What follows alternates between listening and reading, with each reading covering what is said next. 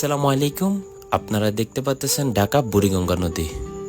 নতুন বৃষ্টি হওয়ার কারণে পানি বৃদ্ধি পেয়েছে। যতটুকু চোখ যাবে এতটুকু দেখবেন দেশীয় নৌকা আর লঞ্চ। দৃশ্যটি দেখতে অনেক সুন্দর। আপনারা বুড়িগঙ্গা নদীর পাড়ে এসে ঘুরে যাবেন। আমি বর্তমানে রয়েছি সদরঘাট তেলঘাট। এখান থেকে সদরঘাটকে দেখতে অনেক সুন্দর লাগে। এখান দিয়ে নদী পারাপার হয়। এখানে 2 টাকা দেওয়া লাগে, এটা হলো ঘাট ফ্রি।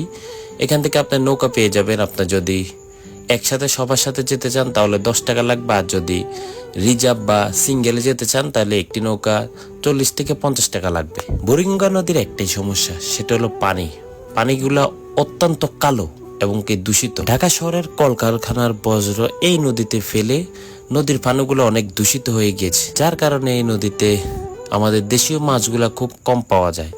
যে মাছগুলো পাওয়া যায় সেগুলো হলো শাকার মাছ, আর এই শাকার মাছগুলো রাক্ষসী হওয়ার কারণে এগুলো বাংলাদেশের মানুষ তেমনটা খায় না।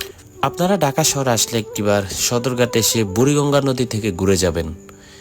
চমৎকার দৃশ্য।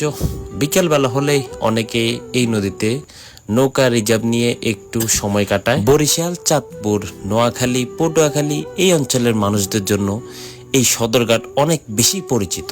ঈদের সময় বা যে কোনো সময় তারা সদরঘাট ব্যবহার করে বাড়ি যায়। দেখতে দেখতে আমরা ভিডিওর শেষ পর্যায়ে চলে এসেছি। সবাইকে অসংখ্য ধন্যবাদ ভিডিওটি দেখার জন্য। সবাই ভালো থাকবেন, সুস্থ থাকবেন এবং কি সদরঘাটে এসে একটু ঘুরে যাবেন। আসসালামু আলাইকুম ওয়া রাহমাতুল্লাহি ওয়া বারাকাতুহু। সবাই ভালো থাকবেন।